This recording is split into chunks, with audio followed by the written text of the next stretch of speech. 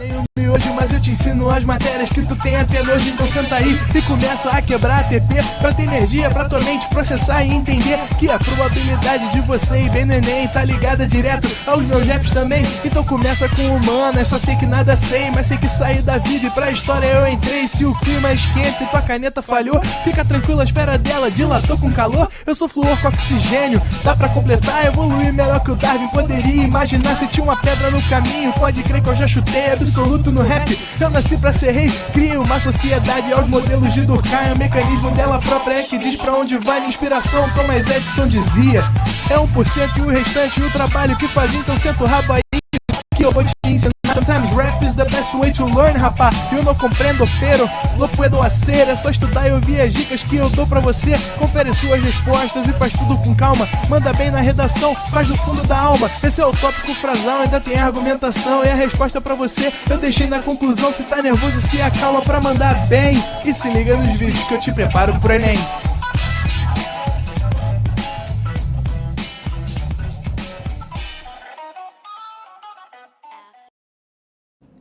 Estamos ao vivo, estamos online, Camila. Opa, fala galera da Turma Extensiva, boa noite a todos, boa noite a todas.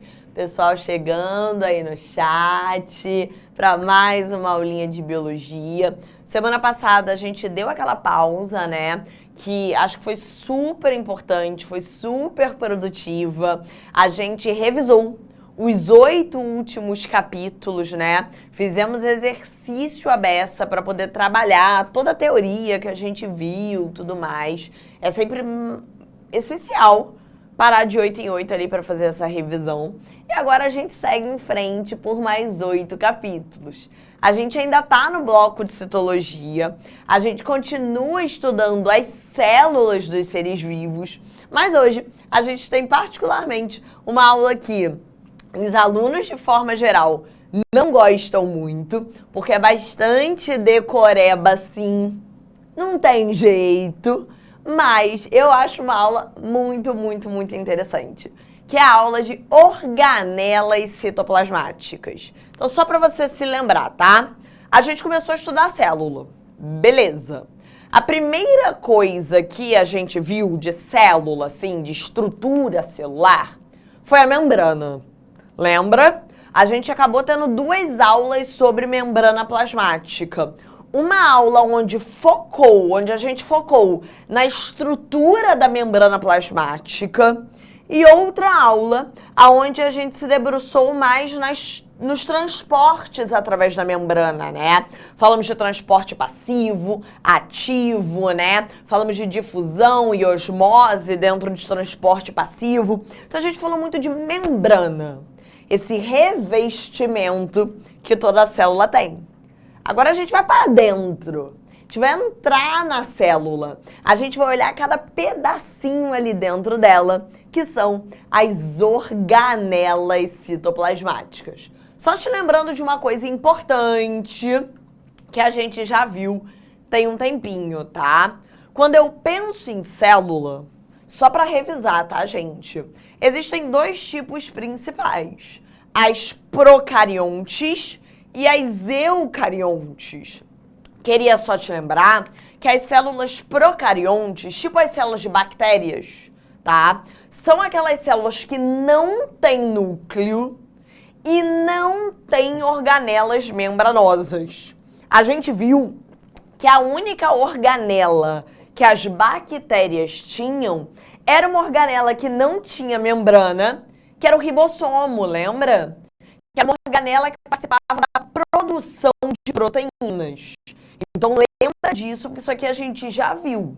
Quando eu olho a célula de uma bactéria, quando eu olho uma célula procarionte, era uma célula extremamente simples, porque não existia núcleo. Olha o DNA aqui no citoplasma, desprotegido, e a única organela que existia era uma organela que não tinha membrana, que era o ribossomo, que a gente viu que servia para produzir proteína, beleza?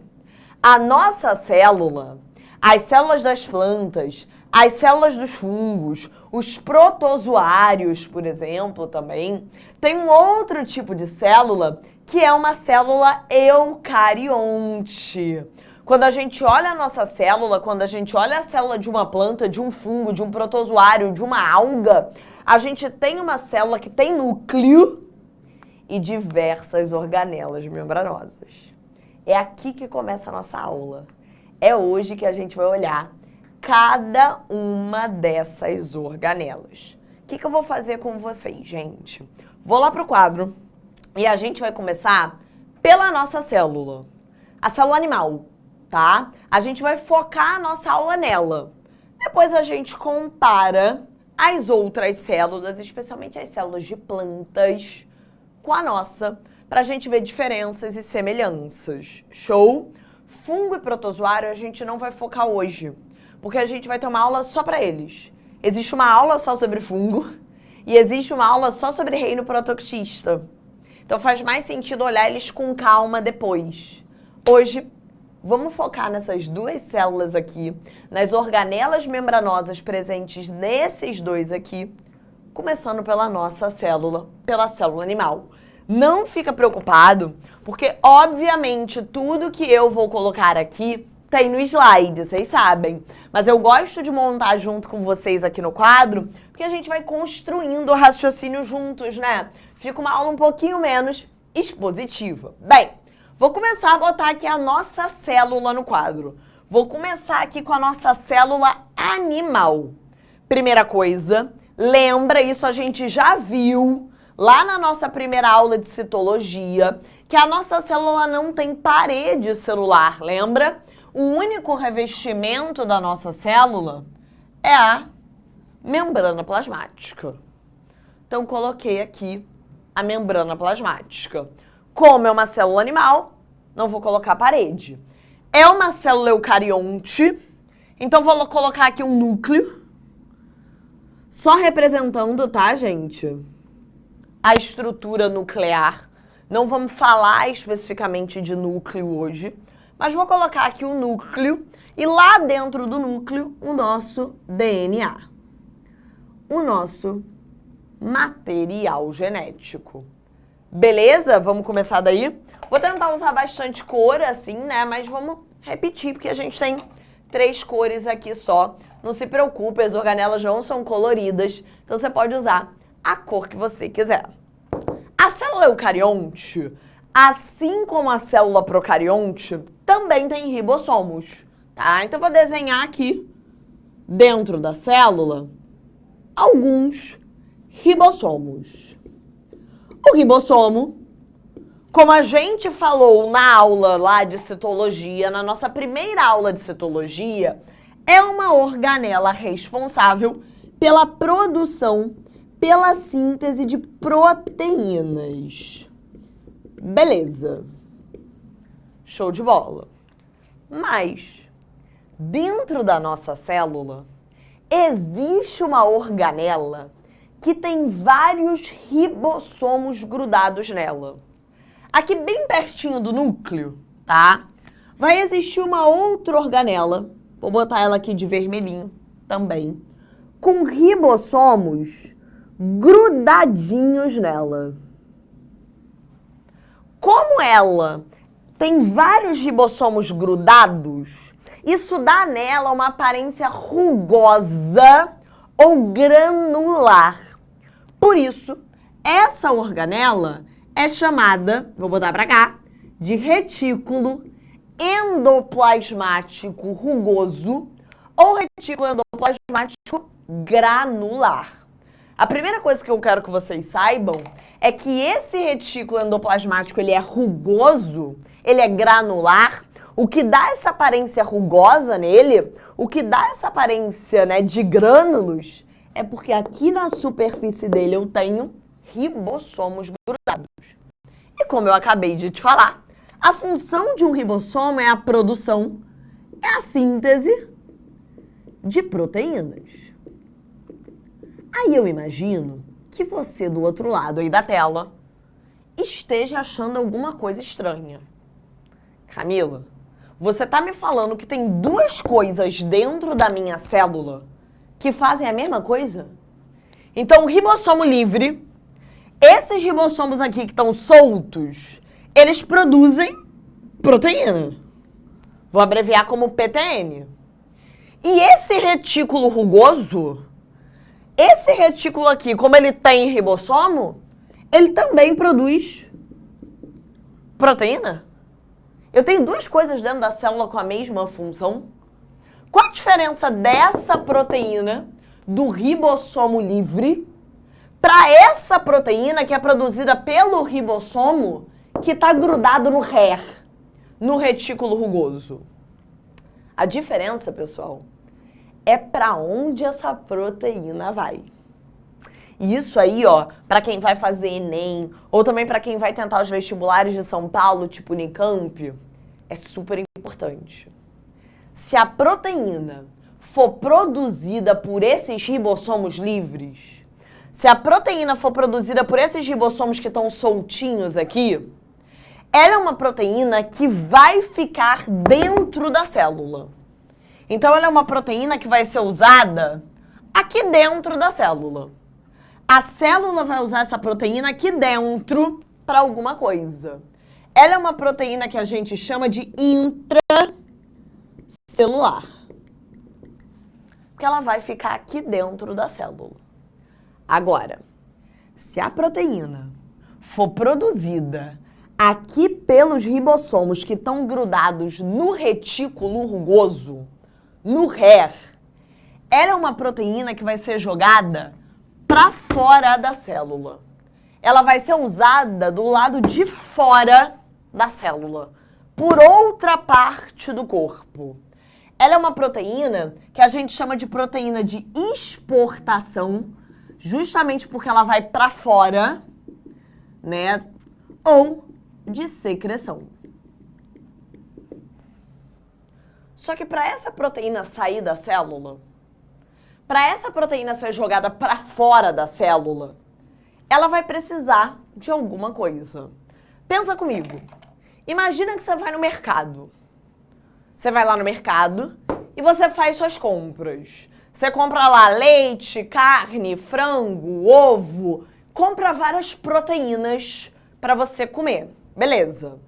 Você sai com tudo na mão? Então você leva tudo pro caixa, você paga. Aí você sai carregando tudo na mão? Você pega a carne, o frango, os ovos, o leite, você sai com tudo abraçado? Não. Para você sair do mercado com as suas compras, depois que você paga elas, você empacota. Você coloca elas numa sacola para poder levar elas para fora do mercado. A ideia é a mesma. Depois que essa proteína está pronta, ela vai ter que ser empacotada para jogar lá para fora. Para ela ser empacotada, ela vai para uma outra organela. Aqui pertinho. Pertinho do retículo, a gente vai encontrar uma outra organelazinha, que eu vou botar aqui de azul, que é o famoso complexo de Golgi ou complexo golgiense. O complexo de Golgi, gente, ele vai pegar essa proteína que veio do RER e vai empacotar. O nome é esse mesmo. Ele vai colocar essa proteína num pacotinho. Num pacotinho que vai jogar ela para fora da célula. Beleza? Então, o complexo de Golgi faz o empacotamento da proteína.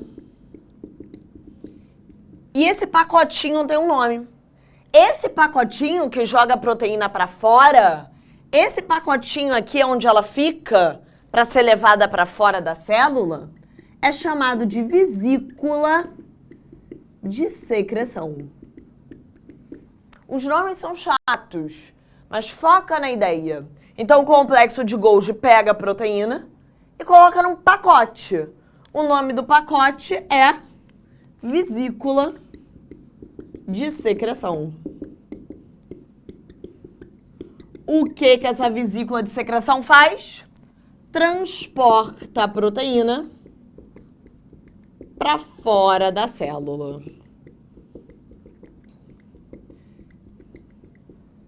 Beleza? Que é o que a gente vai chamar depois de exocitose.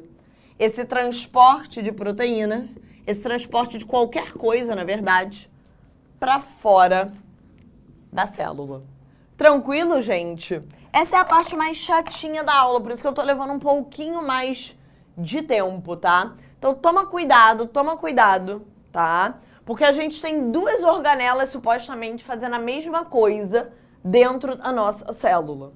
O ribossomo livre, que são esses ribossomos que estão soltos, e o RER, que é o retículo endoplasmático rugoso, justamente porque ele é cheio de ribossomos. Show de bola? Qual a diferença? Isso que o Enem vai te perguntar. Qual a diferença da proteína que vem desse ribossomo livre para a proteína que é produzida por esses ribossomos que estão grudados no RER? Para onde ela vai? O destino. Se a proteína for produzida pelo ribossomo livre, ela é uma proteína que vai ficar dentro da célula. Show? Ela vai ser usada aqui dentro. Ela é uma proteína intracelular. Se a proteína é uma proteína que for produzida no RER, ela é uma proteína que vai para fora, tá vendo? Ela vai ser usada por outra parte do corpo. Para isso, ela vai precisar ser empacotada. Então, assim que ela for produzida pelo RER, ela vai para o complexo de Golgi. O complexo de Golgi empacota ela, ó, coloca ela num pacotinho chamado de vesícula de secreção. Esse pacotinho joga a proteína para fora. Esse pacotinho é que transporta ela para fora da célula, que a gente chama de exocitose. Show? Tranquilo? Deu para pegar? Então, Stephanie, todas as organelas que eu vou mostrar aqui hoje são membranosas, tirando o ribossomo. O ribossomo é a única que não tem membrana. Todas as outras são membranosas, tá? Agora, se tem um retículo liso, se tem um retículo rugoso, já até me adiantei. Se existe um retículo endoplasmático, que a gente chama de rugoso, porque ele é cheio de ribossomo grudado, existe também um outro retículo endoplasmático liso, que é o que a gente vai chamar de REL. Então toma cuidado, tá? Vou até puxar mais pra cima pra dar pra eu escrever tudo, né? Vou botar pra cá. Show? O retículo endoplasmático rugoso ou granular é esse que é cheio de ribossomozinho grudado. O retículo endoplasmático liso é o que é lisinho. Não tem ribossomo. O retículo endoplasmático rugoso, ele é cheio de ribossomo. Então ele produz proteína. Proteínas que vão para fora da célula, proteínas de exportação ou secreção, tá? O retículo endoplasmático liso, eu sempre falo para os alunos, lembra aqui do L. Retículo endoplasmático liso, lembra do L de lipídio, porque esse aqui não produz proteína, não. O retículo endoplasmático liso produz lipídio, gordura. Então, se a questão do Enem te falar que a célula está produzindo gordura, lipídio, com certeza é o REL que está produzindo. E lembra do L de limpeza, porque é essa organela também que limpa a célula. É essa organela que elimina toxinas, que faz a desintoxicação. Por exemplo, quando a gente chegar em corpo humano, a gente vai ver que o fígado é o principal órgão do nosso corpo que elimina toxinas, né?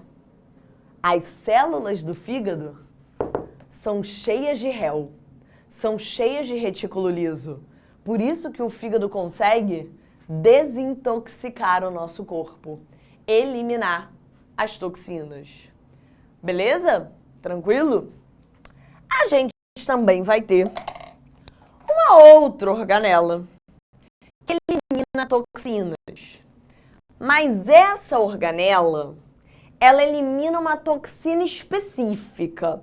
O réu, o retículo liso, ele faz limpeza. Lembra do L de limpeza?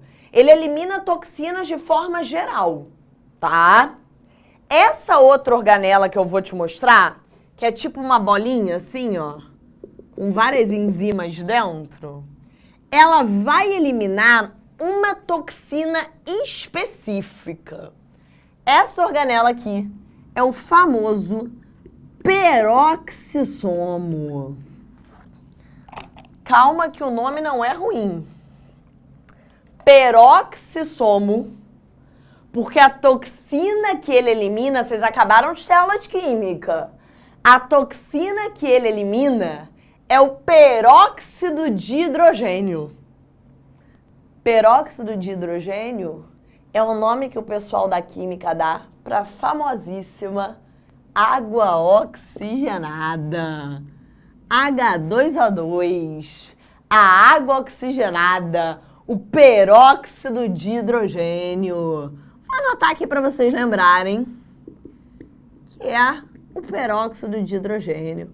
Um nome bonito da água oxigenada. Então, repara, o réu, ele é mais generalista.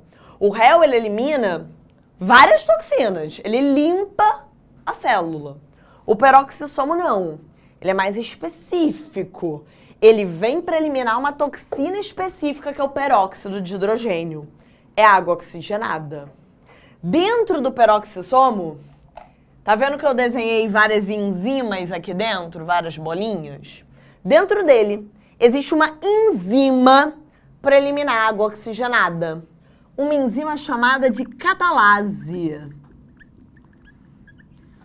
Que vai pegar essa água oxigenada, que é tóxica, e vai transformar em água e oxigênio. Duas coisas que a sua célula consegue lidar. Duas substâncias que não são tóxicas. Eu não sei se vocês já repararam isso, tá, gente? Ou a mãe, o pai, alguém fez isso com vocês. A minha mãe tinha muito esse costume de jogar água oxigenada no machucado. Já fizeram isso com vocês? Eu uma vez abri o meu joelho, tá? Fiz um machucado bizarro no meu joelho. E aí minha mãe pegou assim que eu cheguei em casa e jogou água oxigenada. Se já fizeram isso com você, você vai lembrar que além de arder, tá? Soltou bolha. Deixa eu mostrar a foto aqui pra vocês. Quando você joga água oxigenada no machucado, fica assim, ó. Começa a efervescer. Por quê, gente? Porque quando você tá jogando água oxigenada ali, as suas células ali da pele, elas têm peroxissomo. Elas têm catalase ali dentro. O peroxissomo vai transformar essa água oxigenada que a tua mãe tá jogando em água e oxigênio. Essas bolhas aqui são bolhas de oxigênio. Nada mais do que isso. Aí a sua mãe devia falar assim pra você: pô, isso é pra limpar a ferida. Tem sentido, tá? O oxigênio mata uma série de bactérias. Existem várias bactérias, a gente vai ver mais pra frente, que não sobrevivem na presença do oxigênio. Então, quando você joga água oxigenada, como o peroxissomo das suas células transforma ela em água e oxigênio, essas bolhas de oxigênio acabam matando uma parte das bactérias que estão ali. 60% das bactérias de uma ferida costumam morrer na presença do oxigênio. Então, de fato, dá uma limpada. Não é a melhor estratégia, tá, gente? Assim, se a sua ferida infeccionar, é melhor que você use um antibiótico, que você vá no médico, use um remédio adequado, tá bom? Eu fiquei com uma super cicatriz no joelho por causa disso, mas assim, se não tiver nada, a água oxigenada de fato dá uma ajudada. Não por ela, mas porque os peroxissomos ali das nossas células vão transformar ela em água, em oxigênio. E aí esse oxigênio aqui, ele vai fazer as bolhas, tá? Que vão matar bactérias que não sobrevivem na presença dele. Tranquilo, gente? De boa? Tá? Existe uma outra organelazinha aqui, que parece muito com o peroxissomo. Ela também é uma bolinha cheia de enzimas dentro, tá? Essa outra organela, que parece com o peroxissomo, também é uma vesícula cheia de enzimas dentro, é o lisossomo. Apesar de parecer com o peroxissomo, ele não tem nada a ver com ele, tá? O lisossomo a gente chama de estômago da célula. O lisossomo, ele é capaz de digerir o que a célula precisar, tá? Dentro do lisossomo existem enzimas digestivas. Enzimas que atuam em pH ácido, que nem as enzimas do nosso estômago, né? As enzimas do nosso estômago também atuam em pH ácido. Por isso, o lisossomo é chamado de estômago da célula. Essas enzimas que estão dentro do lisossomo, essas enzimas que atuam em pH ácido, são as hidrolases ácidas. As hidrolases ácidas são enzimas digestivas. Usando elas, o lisossomo pode digerir o que a sua célula precisar, tá? Desde organelas defeituosas até, de repente, alguma substância, alguma molécula que entre dentro da sua célula. Que entre dentro ficou horrível, né? Que entre na sua célula. Por isso a gente diz que o lisossomo, ele é responsável pela digestão intracelular. Não tem muito erro, tá, gente? Vou botar pra baixo que vai ficar melhor. Se a questão do Enem te falar que tem uma determinada organela digerindo alguma coisa para sua célula, alguma organela que está funcionando como se fosse um estômago da célula, que está digerindo qualquer coisa que a sua célula precisar, pode ter certeza que é o lisossomo, usando essas hidrolases ácidas. Show de bola? Tranquilo? A outra organela que eu vou botar aqui, ela é tão importante que ela é a única que vai ter uma aula só para ela. Ela é muito especial. Ela tem uma aula inteira para ela, mas eu acho que vale botar ela aqui desde então. A famosíssima mitocôndria. Vou colocar ela aqui, tá? Deixa eu botar ela mais bonitinha aqui, um pouquinho menor. Ela vai ter uma aulinha só para ela, porque a mitocôndria, para quem não lembra, é a célula que é a organela que é capaz de gerar ATP, energia para a nossa célula. A mitocôndria, ela vai ser responsável por um processo chamado de respiração celular. A partir desse processo de respiração celular, a célula vai produzir energia, a célula vai produzir ATP para ela poder ficar viva. É uma organela muito importante, tá, gente? A gente vai ter uma aula só para aprender como a mitocôndria produz ATP. Só para aprender como a mitocôndria produz energia para a célula a partir da respiração celular. Eu já queria que vocês soubessem que ela existe. Deixa ela aí no seu desenho. Existe uma outra organela que também tem uma aula para onde ela aparece, assim, uma aula onde ela ganha mais destaque. Na aula de mitose e na aula de meiose, a gente vai aprender sobre uma organela específica, que aparece como se fossem dois tubinhos aqui na célula. Não sei se vocês lembram do famoso centríolo. O centríolo, eu vou mostrar ali a imagem para vocês, ele forma o chamado fuso acromático, tá? Aquele aqui. Não foca para isso aqui agora não, olha para cá. Quando a gente aprender mitose e meiose, quando a gente aprender divisão celular, a gente vai ver que para os cromossomos serem levados de um lado para o outro, vai existir essa estrutura aqui, ó, que é o fuso acromático. Quem já teve aula de mitose e meiose, quem já aprendeu divisão celular, vai lembrar disso aqui. Vai lembrar desse fuso puxando os cromossomos de um lado para o outro. Quem produz esse fuso são os centríolos. Para quem nunca viu mitose e meiose, para quem nunca viu divisão celular, não vai ter jeito. Vai ter que decorar, por enquanto, que os centríolos formam o fuso acromático, que é esse fuso super importante, que é uma estrutura super importante para a divisão celular, para mitose e para meiose, tá? Por enquanto, decora. Outra coisa que os centríolos formam são os cílios e os flagelos.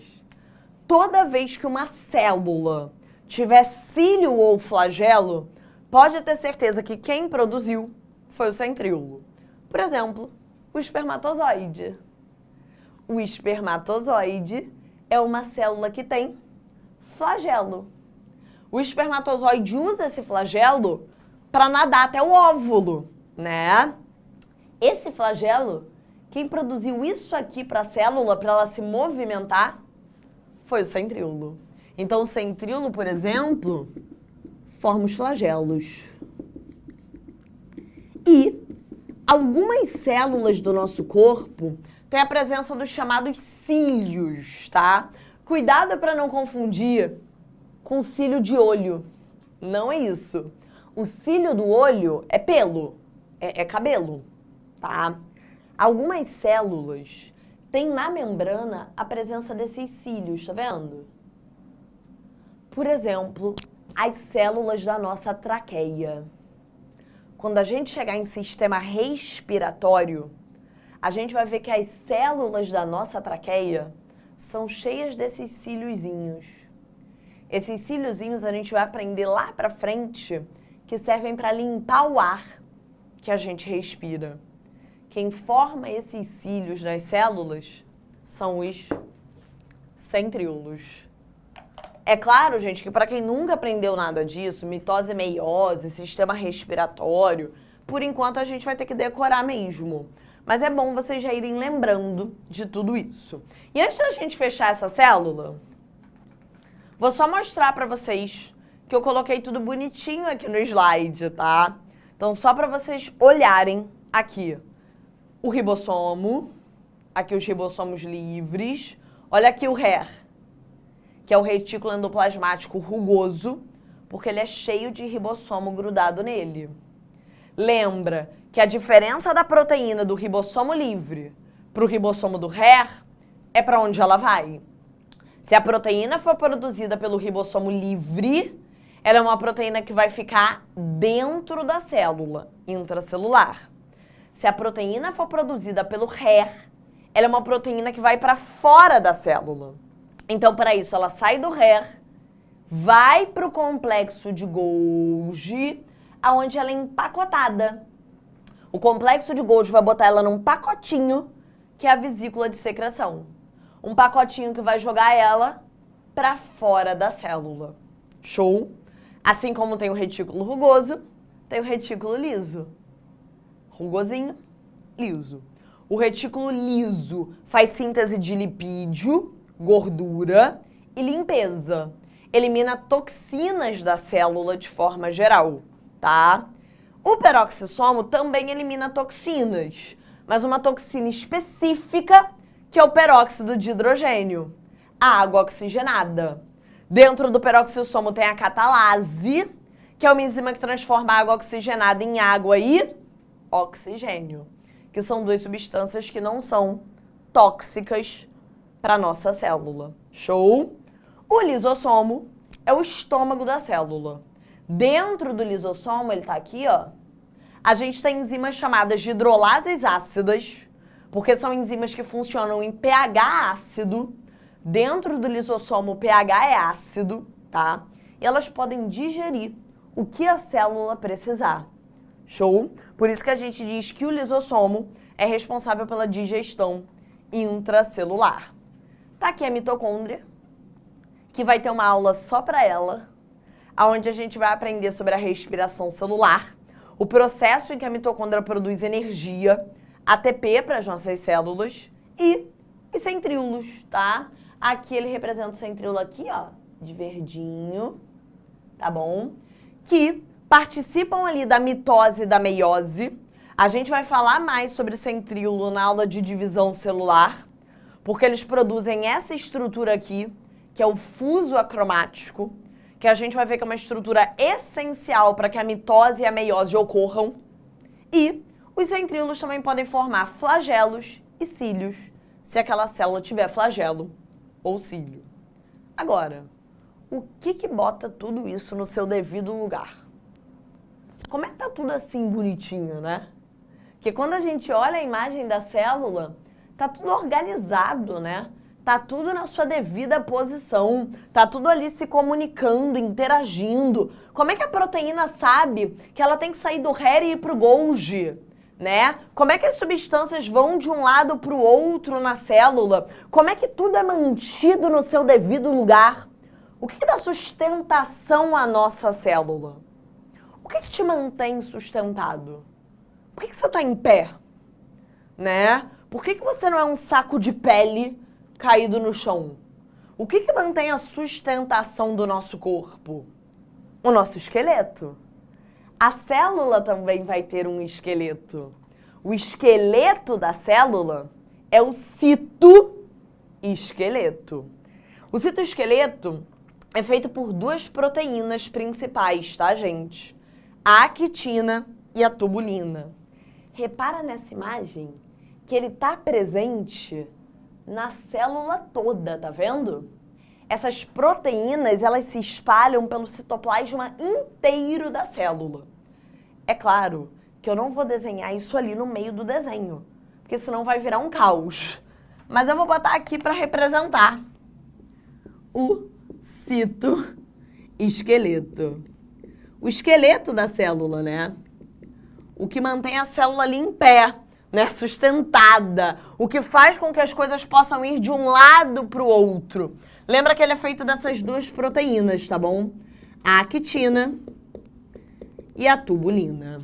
É essa estrutura, é esse citoesqueleto que vai manter tudo no seu devido lugar. São essas proteínas que vão levar as coisas de um lado para o outro da célula. É isso aqui que é o esqueleto da sua célula. Vou fazer uma pergunta braba agora. Braba, pra gente fechar. Tá? É a pergunta que eu digo assim, é pros fortes. E se entender, entendeu a aula toda. Acabei de te falar que o citoesqueleto, que esse emaranhado aqui, tá? É feito de duas proteínas, actina e tubulina. Quem produz essas proteínas?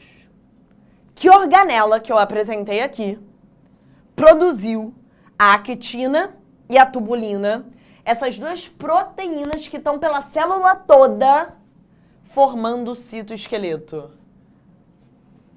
E aí? Pensa comigo. São proteínas, beleza? A actina e a tubulina são proteínas. O citoesqueleto é formado por proteínas. Quais são as duas organelas que eu te falei que produzem proteína? Os ribossomos livres e os ribossomos que estão presos no RER, no retículo endoplasmático rugoso. O citoesqueleto são proteínas que ficam dentro da célula. A actina e a tubulina são proteínas que vão formar o citoesqueleto, uma estrutura que está dentro da célula. Então são proteínas intracelulares. Fiquei até arrepiada com a quantidade de gente que respondeu ribossomo. Ribossomo livre. Entendeu como é que pode cair? E essa seria uma pergunta já bem difícil. Show de bola?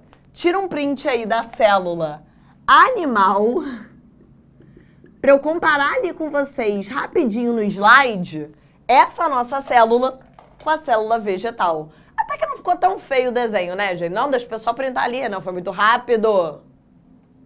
Muito rápido. Pronto, agora foi. Agora o pessoal printou. Beleza, gente? Eu sei que é muito organela, muita estrutura, mas é claro que você não vai sair decorando hoje, né? Hoje eu tô te apresentando, a gente vai decorando aos poucos, fazendo exercício. Qual a diferença da nossa célula para a célula vegetal, tá? Vou adiantar um pouquinho, porque aí depois tem tudo ali mais explicadinho. Primeira coisa que eu quero que vocês lembrem, que a gente já viu na aula de citologia, tá? Na primeira aula de citologia. A célula vegetal, além da membrana plasmática, ainda teria uma parede celular, tá? A célula vegetal, ela tem dois envoltórios, a membrana e a parede celular de celulose. Não esqueçam disso. Diferenças e semelhanças. A célula vegetal, além da mitocôndria, ela tem mitocôndria também, tá? Mitocôndria tá aqui, mas além da mitocôndria, aqui ó, em laranjinha, ela vai ter uma outra organela. A célula vegetal tem uma organela que a gente não tem, que é o cloroplasto. O cloroplasto também vai ter uma aula só pra ele, tá? Porque o cloroplasto é a organela que faz com que as plantas façam a fotossíntese. É por conta do cloroplasto que as plantas conseguem produzir o próprio alimento, produzir a própria glicose. A gente vai ter uma aula só sobre fotossíntese para entender como o cloroplasto funciona. Mas eu preciso que vocês saibam disso hoje, que a célula da planta, além da mitocôndria, ainda tem o cloroplasto. A gente não tem. Outra organela que as plantas têm que a gente não tem é o glioxissomo. Não se assusta com o nome. O nome é glioxissomo, tá? Aquele aqui. Porque o glioxissomo, ele converte gordura, lipídio, em glicose, açúcar. As plantas, galera, elas não armazenam gordura que nem a gente. Os animais, eles estocam gordura e açúcar no corpo. A gente estoca gordura e glicogênio. As plantas não. A reserva energética das plantas é só de açúcar. É só o amido, tá? Então, as plantas têm essa organela que a gente não tem. Elas transformam as gorduras em açúcar, em glicose para virar amido, tá bom? Justamente porque elas não armazenam gordura. Então, a gordura tem que virar glicose pelo glioxissomo para essa glicose ser estocada na forma de amido, tá? E tem duas coisas que a gente tem que elas não. Célula vegetal não tem centríolo, tá? Não tem centríolo. Por isso que você não aprende mitose de planta, meiose de planta. Por isso que a gente não entra a fundo nisso. Célula vegetal não tem centríolo e não tem citoesqueleto. Como elas têm parede celular, a própria parede já garante essa sustentação. Tranquila, gente? De boa? Comparativozinho aí depois para vocês lembrarem. Espero que vocês tenham gostado aí da aula de hoje. Foi bastante informação, mas vamos dar uma descansada agora, que daqui a pouco a gente volta com o Bio 2. Beijo, até mais! Assista nossas aulas a hora que você quiser.